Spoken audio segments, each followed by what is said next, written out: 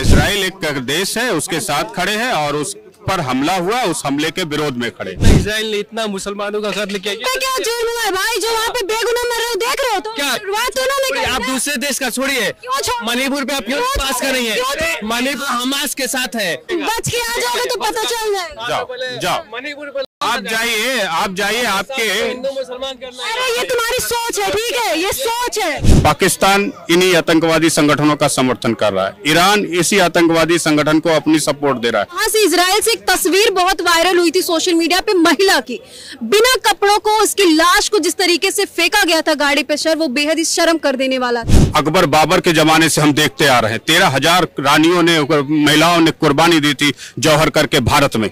तो ये पुराना इतिहास है मुगल सल्तनत का, मुस्लिम कल्चर्स का। वो वहां पर महिलाओं पर ऐसे क्रूर अत्याचार बहुत आम बात है, जिसको हिंदुस्तान का लगभग हर व्यक्ति, हिंदू हो, मुसलमान हो, सिख हो, जैन हो, बौद्ध हो, सब समझते हैं। इसका एक प्राइम मिनिस्टर होने के नाते, एक मदर ऑफ डेमोक्रेसी होने के नाते, डिप्लोमेटिकली जो स्टैंड भारत के प्रधानमंत्री और डिप्लोमेट्स ने लिया है वो काबिले तारीफ है।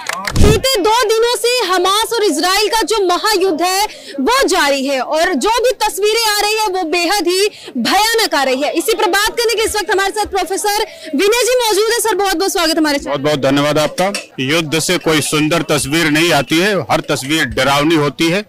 एक तरफ मृत्यु खेल खेल रही होती है, दूसरी तरफ लोगों की कराह और दर्द से समाज टूट रहा होता है। तो युद्ध की हमेशा स्थिति ऐसी ही विरह वाली होती है, दुख वाली होती है, भयानक होती है। इससे बचने की सभी को हर संभव कोशिश करनी चाहिए, लेकिन जब युद्ध ही अंतिम विकल्प हो तो युद्ध भी जमकर करना चाहिए।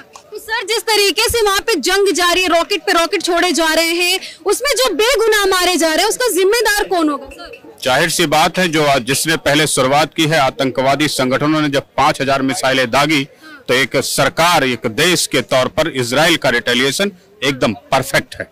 ऐसे में आप आतंकवादी संगठन का साथ कौन दे रहा है? जाहिर सी बात है, जो व्यक्ति आतंकवादी संगठनों के पीछे खड़े होकर के देश लड़ रहे हैं युद्ध, उनकी हैसियत, उनकी ताकत, उनकी स्ट्रेटजी का आप अंदाजा लगा सकती है। पाकिस्तान इन्हीं आतंकवादी संगठनों का समर्थन कर रहा है, ईरान इसी आतंकवादी संगठन को अपनी सपोर्ट दे रहा है। इन छोटे छोटे देशों की हैसियत इजराइल से अगर लड़ने की होती तो लड़ते, लेकिन इन्होंने कंधा एक आतंकवादी संगठन का, बंदूक, गोले, तोप, मिसाइल, रॉकेट लॉन्चर किसी न किसी देश से फंडेड उसको प्राप्त है।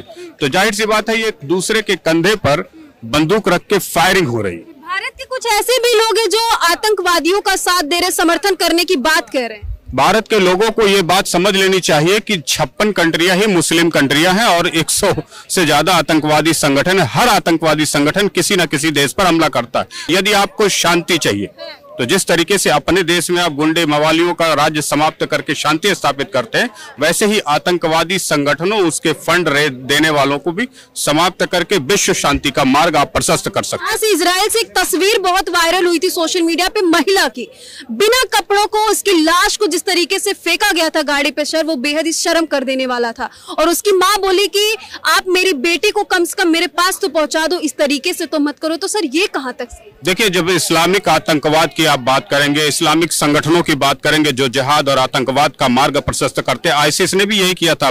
महिलाओं की नंगी मंडियां लगा दी थी इराक में। अकबर बाबर के जमाने से हम देखते आ रहे हैं, 13,000 रानियों ने, महिलाओं ने कुर्बानी दी थी जौहर करके भारत में।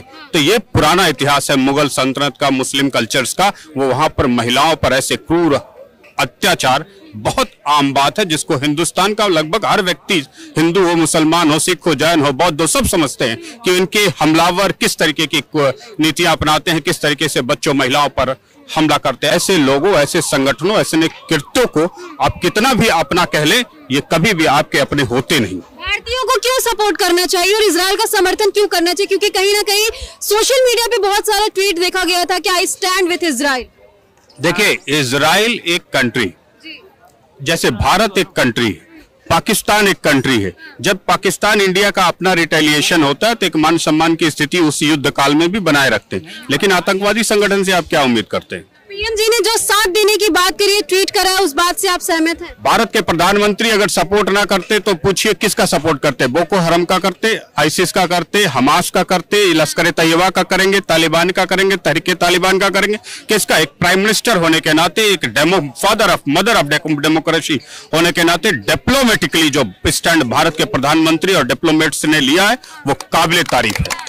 लेकिन कुछ लोग सर कह रहे हैं कि इसमें भी राजनीति हो सकती है। नहीं, इसमें राजनीति करने की बात नहीं। अगर ये हमास कोई सरकारी एजेंसी होता, सरकारी मिलिट्री होती, सरकार किसी देश से होता, तो हम विचार करते कि हमास का समर्थन करना है कि नहीं करना है। ये आईसिस किसी देश का प्रधानमंत्री होता है, इसका व्यक्ति, तो हम तालिबान का हम समर्थन करते हैं ना, वहां एक गवर्नमेंट है, तो बीइंग गवर्नमेंट का हम समर्थन तो तालिबान का भी करते हैं। लेकिन जो तालिबान नहीं है, जो गवर्नमेंट नहीं है, जो किसी कंट्री की गवर्नमेंट नहीं, केवल आतंकवादी संगठन है, वो किसी से पीछे से गोला बारूद लॉन्चर लेकर के किसी पर हमला कर देगा तो क्या दुनिया के देश उसका समर्थन करेंगे? ये परिपक्व राजनीति का एक बढ़िया उदाहरण प्रधानमंत्री मोदी और हमारे देश के राजनीतिक इच्छा शक्ति से प्रकट हुआ है।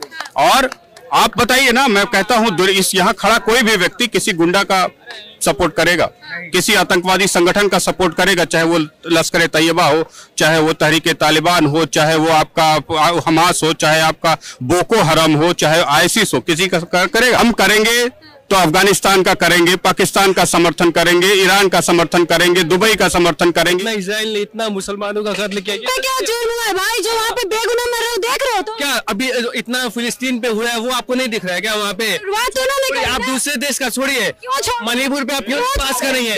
मणिपुर पे आप क्यों पास कर रही है? हमास के साथ है, वक्त बनने पे हम जाएंगे भी वहाँ पे, अगर मौका मिलेगा। बच के आ जाओगे तो पता चल जाएगा। जाओ मणिपुर पे लड़ो, आप जाइए। 100 से ज्यादा संगठन हिंदुस्तान दुनिया में है जो आतंकवाद के साथ चल रहे हैं, आतंकवादी घटनाएं कर रहे हैं, और उनको दुनिया के लगभग हर देश ने आतंकवादी ही कहा है।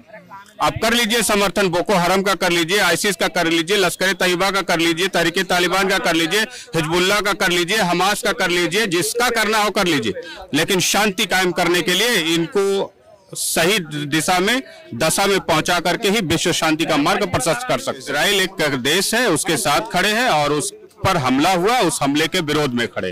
तो देखिए, इजराइल और हमास के बीच में जो महायुद्ध हो रहा है उस पर प्रोफेसर विनय कुमार जी की क्या राय है, इन्होंने अपनी बात को रखी है। हालांकि इनको बात को सुनकर आप कितने सहमत, कमेंट सेक्शन में जाके मैं जरूर बताएगा। आगे आपको ऐसी जानकारी देते रहेंगे। जय हिंद और सर बहुत बहुत धन्यवाद हमसे। Thank you very much.